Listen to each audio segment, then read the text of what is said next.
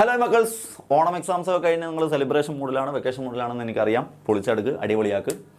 ഈ on exam, കെമിസ്ട്രിയുടെ on exam കഴിഞ്ഞപ്പോഴേ ഞങ്ങൾ വരുത്തിയ മിസ്റ്റേക്കുകൾ എന്നൊക്കെ പറഞ്ഞിട്ട് കുറേ പേര് അവരുടെ അനുഭവങ്ങൾ ഷെയർ ചെയ്തിരുന്നു. അതിലൊന്ന് അറിയുന്ന ന്യൂമറിക്കൽസ് തെറ്റിച്ചു എന്നുള്ളതാണ്.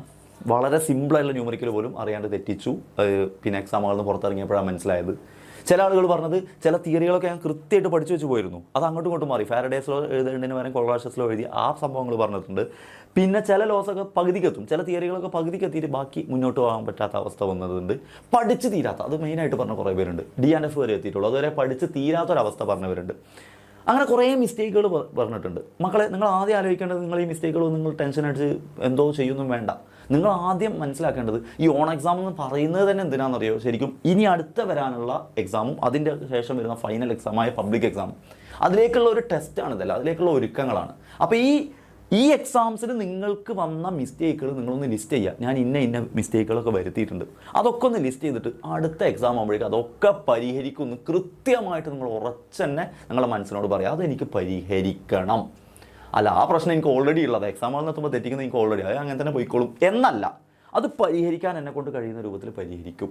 എന്നാലേ അടുത്ത എക്സാമിന് നിങ്ങൾ വിചാരിച്ചതിനേക്കാൾ അപ്പുറം മാർക്ക് വാങ്ങാൻ പറ്റുള്ളൂ. അപ്പം ആ മിസ്റ്റേക്കുകൾ തിരുത്തുക എന്നുള്ളതായിരിക്കണം ഓണം എക്സാം നിങ്ങൾക്ക് നൽകുന്ന വലിയൊരു പാഠം. അതിനായിരിക്കണം നിങ്ങളുടെ ഫുൾ മുന്നൊരുക്കവും. കാരണം ഇനി കെമിസ്ട്രിയിൽ വരുന്നത് ഓർഗാനിക് കെമിസ്ട്രിയുടെ നാളുകളാണ്.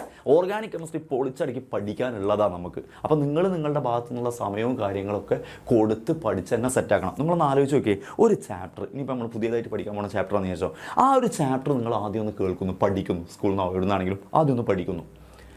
മീൻസ് ആദ്യം ഒന്ന് പഠിപ്പിച്ചിരുന്നു, അത് നിങ്ങൾ പിന്നെ പോയി പഠിക്കുന്നു. അപ്പോൾ ഒരു പ്രാവശ്യം പഠിച്ചേ. പിന്നെ എന്തെങ്കിലും എക്സാമൊക്കെ വരുമ്പം അതിന് വേണ്ടിയിട്ട് നിങ്ങൾ പഠിക്കുന്നു, അപ്പോൾ 2 പ്രാവശ്യം പഠിച്ചേ. പിന്നെ നിങ്ങൾക്ക് അതിൻ്റെ വർക്ക് ഷീറ്റ് കിട്ടുന്നു, വിച്ച് മീൻസ് അതിൽ ഒരുപാട് ക്വസ്റ്റ്യൻസും കാര്യങ്ങളൊക്കെ കാണുന്നു. അങ്ങനെ ക്വസ്റ്റ്യൻസിലൂടെ നിങ്ങളത് പഠിക്കുന്നു. പിന്നെ നിങ്ങൾക്ക് അതിൻ്റെ ഷോർട്ട് നോട്ട് വെച്ചിട്ട് വീണ്ടും ഒരു കൺക്ലൂഷൻ വീഡിയോ കിട്ടുന്നു, മീൻസ് അല്ലെങ്കിൽ ഒരു കൺക്ലൂഷൻ ക്ലാസ് കിട്ടുന്നു. നിങ്ങൾ അത് കണ്ട് വീണ്ടും പഠിക്കുന്നു. പിന്നെ നിങ്ങൾക്ക് വീണ്ടും അതിൻ്റെ പല ടൈപ്പ് ഇമ്പോർട്ടൻറ്റ് ക്വസ്റ്റ്യൻസ് അടങ്ങിയ കിട്ടുന്നു. ഇതിൻ്റെ ഈ പ്രോസസ്സിലൊക്കെ അവസാനത്തേക്ക് അതിൻ്റെ 1 ഷോട്ട് ക്ലാസ്സും കിട്ടുന്നു. നമ്മളൊന്ന് ആലോചിച്ച് നോക്കിയേ. ശരിക്കും നമ്മുടെ ബാച്ചിൽ നടക്കുന്നത് അതാണ്. ഒരു ചാപ്റ്റർ എങ്ങനെ പഠിക്കണം എന്നുള്ളത് നിങ്ങൾ കൃത്യം മനസ്സിലാക്കി പഠിപ്പിച്ചു തരും. അതിപ്പോൾ ഓൺ എക്സാംസ് കഴിഞ്ഞ് ബാച്ചിലുണ്ടായിരുന്ന സ്റ്റുഡൻസിന് അറിയാം. ഒരു ചാപ്റ്റർ നിങ്ങൾ എത്ര പ്രാവശ്യം കണ്ടിട്ടുണ്ടാവും അറിയോ? 4-5 പ്രാവശ്യം കണ്ടിട്ടുണ്ടാവും. അത് തന്നെയാണ് നിങ്ങളുടെ വിജയം. ഒരു ചാപ്റ്റർ ആദ്യമായിട്ട് എക്സാമിൻ്റെ തലേന്ന് ഒരു ടോപ്പിക്ക് കാണുന്നതും എക്സാം അടുക്കുമ്പോഴേക്ക് നിങ്ങൾ ആ ടോപ്പിക്കുകൾ 4-5 പ്രാവശ്യം കാണുന്ന നമ്മളെ വ്യത്യാസം നോക്കിക്കേ.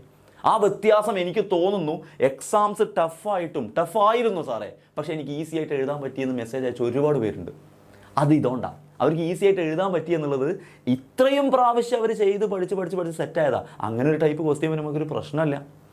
അപ്പോൾ ക്രിസ്മസ് എക്സാമിലേക്ക് നമുക്ക് ഓർഗാനിക് കെമിസ്ട്രിയുടെ കാര്യം കൂടി വരുന്നതുകൊണ്ടാണ് ഞാനിത് പറയുന്നത്. ഒരു ചാപ്റ്റർ, ഓർഗാനിക് കെമിസ്ട്രിയുടെ ചാപ്റ്ററൊക്കെ 2, 3, 4, 5 പ്രാവശ്യം ഈ പ്രോസസ്സിലൂടെ പോയാണ്ടല്ലോ, ഇല്ലെങ്കിൽ പേടിക്കാനൊന്നുമില്ല.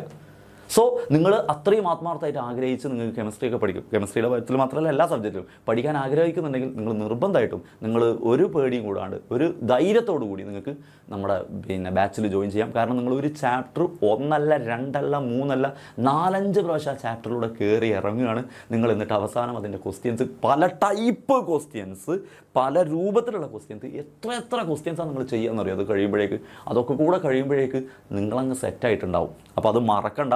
കെമിസ്ട്രിയുടെ കാര്യം മാത്രമല്ല, ബാക്കി എല്ലാത്തിലും കാര്യം പറഞ്ഞത് നിങ്ങളുടെ മിസ്റ്റേക്കുകളിൽ പെട്ടൊരു പ്രശ്നമായിരിക്കും അത്. കുറേ ക്വസ്റ്റ്യൻസ് കണ്ടില്ല, ക്വസ്റ്റ്യൻസ് ചെയ്യാൻ പറ്റിയില്ല, പഠിച്ച് തീർന്നില്ല എന്നുള്ളത്. അതൊക്കെ നമുക്ക് പരിഹരിച്ച് മുന്നോട്ട് പോവാം. നെക്സ്റ്റ് നമ്മുടെ എക്സാംസിലേക്ക് വേണ്ടി നമുക്ക് ഇപ്പോഴേ തുടങ്ങാം.